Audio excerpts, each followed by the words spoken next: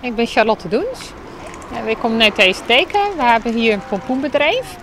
We hebben meer dan 400 soorten pompoenen. En vandaag hebben we gewoon allemaal speciale kraampjes en hebben een groot festijn.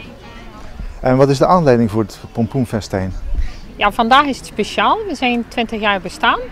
En bij dat 20 jaar bestaan hebben we ook extra activiteiten gedaan. Maar buiten die activiteiten om hebben we eigenlijk de naam van de heidebloem omgezet naar Charlotte's pompoenen. En dat hebben we gedaan omdat we eigenlijk 20 jaar geleden begonnen zijn met droogbloemen. Dat doen we nu nog wel een klein beetje, maar niet meer zoveel. Dan zijn we begonnen met de heide.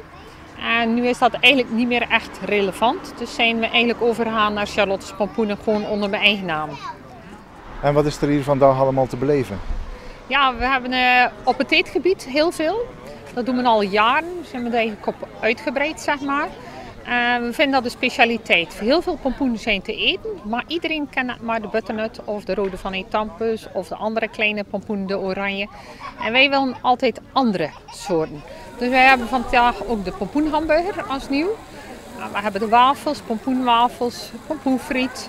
We maken altijd sowieso standaard al jaren de soep en de cake.